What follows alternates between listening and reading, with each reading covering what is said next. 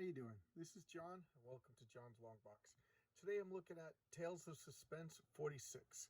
This is the first appearance of the Crimson Dynamo. This is Iron Man's debut comic. Well, not his debut comic. That was Tales of Suspense 39.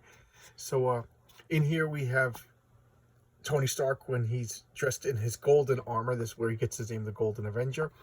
And Tales of Suspense wasn't. Tales of Suspense was originally a science fiction horror anthology series. It was mostly Stan Lee and his brother Larry Lieber writing the stories, and then you would have like Jack Kirby, Steve Ditko, and Don Heck, alternating stories. Again, the freaking cough. And in issue 39, Iron Man debuted. Unfortunately, I don't have that particular issue, or I would have debuted it, but or showcased it rather. So here we have one of my earlier, but this is in good shape, so I thought I'd show this. Here you have Mike Marvel. He wants poison, then, and we'll leave it at that. I made that joke already. So here we have Iron Man faces the Crimson Dynamo.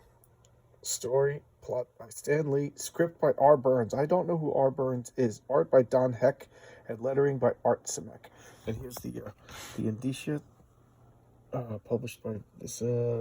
What year is this? Number 4, October 1963. So there we go, 1963.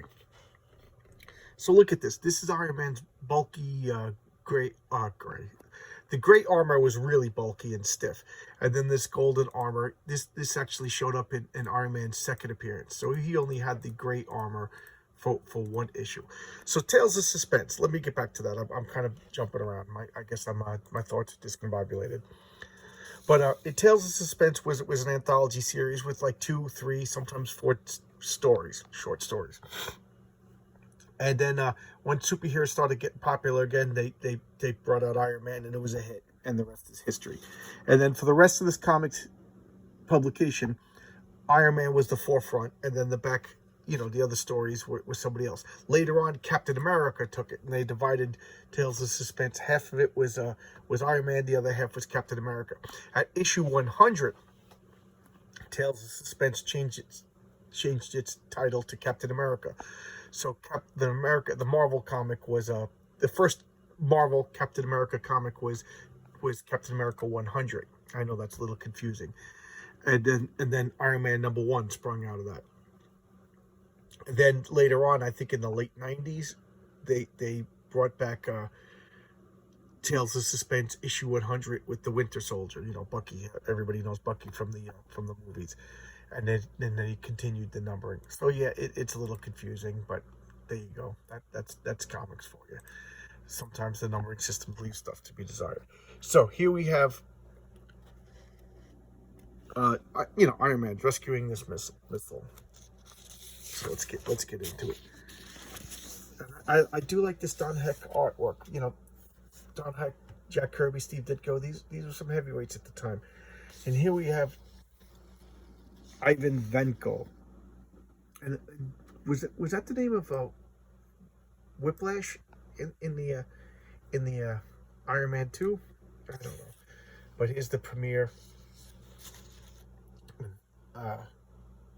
But Vanko is the world's greatest expert in electricity, so I must regretfully use him and not liquidate him. So of course the Nikol Khrushchev, the Russian premier at the time, is gonna use Vanko and then kill him. But he's proving his worth, and he shows him this. Look at this silly set of armor. Look at the design on that. And it's all covered with coils and whatchamacallit, transistors and transformers and transponders and all these doodads and gizmos, and it gives him the electricity, whirls around all these servos and motors and makes him really powerful. So here he's showing how powerful he is by using his electro-powered disintegrating ray to destroy a mock-up suit of Iron Man armor. And here comes a tank, and he's destroying the tank too. The Crimson Dynamo becomes one of Iron Man's biggest foes. He's like the communist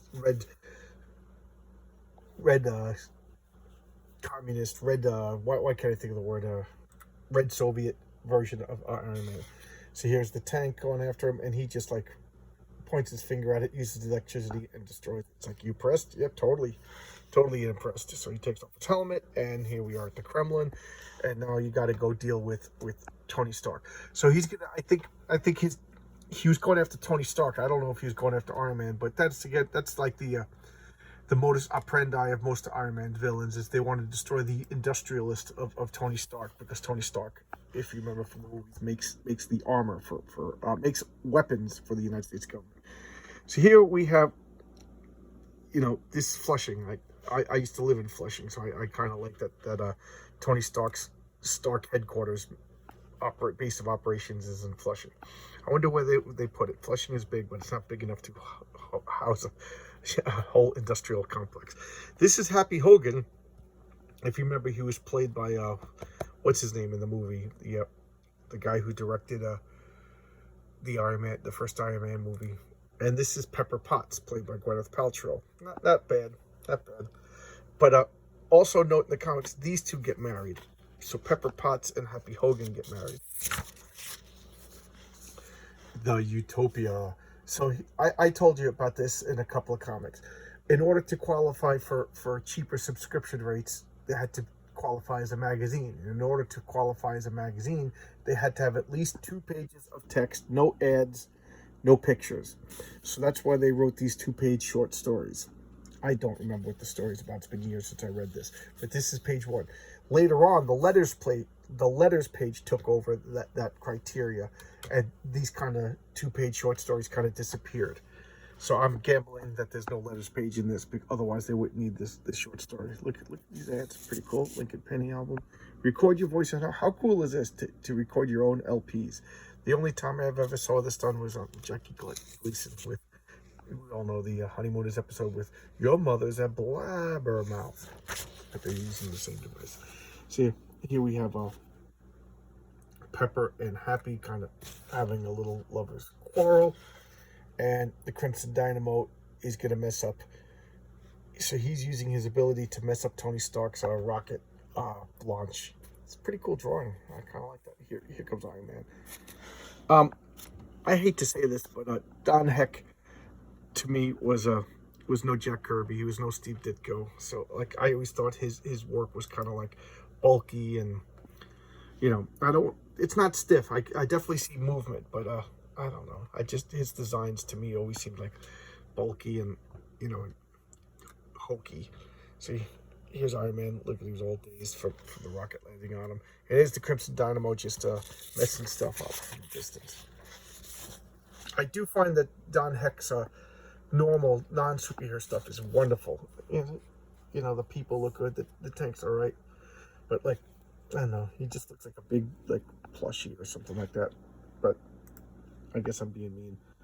And Tony Stark with his ascot, and his cheesy looking mustache. I always say that I never really collected Iron Man until maybe 10 years ago, until the Iron Man movie came out.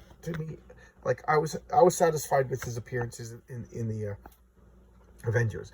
I bought a collection from somebody, and it had pretty much every Iron Man from Iron Man #1 and most of the Tales of Suspense. I'm still missing Tales of Suspense 39. That I'll probably never get that. It's just out of our price range. So I've since read Iron Man, and I've learned to appreciate him. But I don't know. As a kid, I never really cared for him. So here he is. Look. This done like this I find charming. When he does the interiors, regular people. So I gotta look it up. I wonder if before this period, say the 50s or so, was Don Heck a bigger deal, drawing more normal interiors and scenes, stuff like that. I don't know, but look, just look at this, kind of hokey, kind of charming in a way, but kind of hokey at the same time. So here he is. He's causing power outages and burnouts and explosions, and Tony Stark's got to put on. And you see that suitcase? Even as a kid, I never bought it. But this armor was flexible. It was like floppy, like chainmail. And he would put it on, and then he would hit a button, and then magnets would polarize it, and it would get stiff. I don't know. I find that to be hokey, but what do I know? It's probably something realistic these days. And here they are fighting. One thing I do like is like this old-fashioned armor where the Crimson Dynamo has to twist knobs and stuff like that to use his powers. It's kind of cool. I like that. Crackle. So Iron Man's levitating out of his way. Instant live sea animals. These sea monkeys were just freeze-dried brine shrimp. You put them in the water and they come back to life, and they smell bad. Is Iron Man battling him? You know, look at all this dialogue. Oh, since I'm a crazy person and I always talk about this every video, the storytelling. Don Heck is wonderful. I'm not reading any of the dialogue, and I'm following the story. You know, I read one or two word balloons at the beginning, just because I always seem to do that. But I'm following the story pretty well because it's good storytelling. And I told you that was the Marvel method. Stan Lee would come up with a plot, tell the plot to the artist would go and draw it, and then months, weeks, I don't know how long, the drawn comic book would be given to Stan Lee, and then Stan Lee would write the dialogue and put the dialogue in the picture. So he had to be reminded what was going on because he was doing who knows how many comic books every day, and you know, he always said his memory was bad. So it out of laziness or efficiency, whatever you want to call it, this wonderful method was used. And you know, I don't know if DC used the Marvel method or if they even use it now. I think these days they use a full script method, but it just produced such wonderful stuff and so much, very prolific, and it also gave the artists room to really show off their talent, and it forced them to become good storytellers. So here they are, they're getting along. Look, they're shaking hands, and he goes back to behind the Iron Curtain. Oh no, he defects. Okay, yeah, he's the original Crimson Dynamo stays here, and then of course Nikolai, the Kresh, I can't pronounce Kreshnev. He goes furious because he lost his expert on electricity. Look at this creepy thing. Buy that for your kids, huh? I guess threaten them. If you don't do your homework, I'm gonna buy this for you. Holy mackerel. 17. It was $10,000 last time we saw the ad, so they're going up. Okay, here's the second story in this particular issue. This is called Gargoyles, and it's drawn by Steve Ditko. So yeah, Stan Lee, Steve Ditko, lettering Ray Holloway. I recognized this artwork before I even read the title. So here we have a guy going through Africa. Just look, this is classic Ditko. The faces, judging and mocking and stuff like that. This is 63, so this is before he even did Spider-Man and Doctor Strange. And Strange tells the Suspense went from 1958, I think, to 1968. There we go. And so I feel like deleting this video. I'm stumbling too much, but I'm not going to because I'm lazy. So here he is. This guy's talking about that there's these race of gargoyles that live beneath the earth and nobody believes him. So he sees them. They exist. These gargoyles exist, and they're coming out of the ground. And he runs away because he's terrified of them. And this scientist is like, "You didn't see it. You know, you're crazy. How can you see it? You know, you must have been dehydrated." And he convinces him that it was all fake. And then he takes off the mask. Ta-da! He's a gargoyle. Grog grows his own tail. This little plastic dinosaur, you put in this little pellet, you water it, and it expands like a sponge. Sell some grit. Here's the other page of that story that I was talking about, Utopia. The Gizmo ads. I love these ads. But I bet, you know. And what's this? Mr. Flub's flashlight. This was a reprint. Stan Lee, Sal Brodsky, one of the earlier guys, and Sal Rolson. Like I said before, comic books were a Jewish New Yorker invention. Look at this. These are all three Jewish fellows. You know, comic books, Will Gaines, Will Eisner, all the original guys. Like, this is, you know, a New York Jewish invention comic books, you know, and they became all American as apple pie. So this is a reprint, and to tell you the truth, I don't remember anything about this, but I'm just looking at the storytelling. This guy falls in the water, he kicks a rope, shines a flashlight in his face. Only someone with my rotten luck could save somebody and get a flashlight as a reward. So now he's shining the flashlight, and what does it do? Oh, it pulls him into space. Ta-da! Goofy little story. So this guy was an alien that he rescued. Just give me one evening and I'll teach you to hypnotize. Oh, I always get fooled and I look at that picture, then I get hypnotized, and then I'm walking around my neighborhood in my underwear. Amazing new home training plan and also auto repair. That's pretty cool. Toy soldiers. Comes in a box like that, packed in this Foot Locker. I wonder if it's a cardboard box with printing on it. Boys, girls, men, women, you just 20 people. You can make $50 more, likely 100 in your spare time. And keep in mind, this is $1963. So here we have Tales of Suspense 46. So they don't even advertise the backup stories, but this was Iron Man's baby, and it wasn't too much longer before Captain America got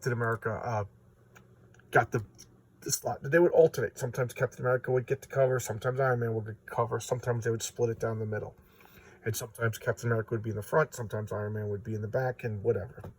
So, there you go. Tales of Suspense, the first appearance of the Crimson Dynamo, one of Iron Man's more famous villains. Thanks a lot. Hope you enjoyed that. See you around. Bye-bye.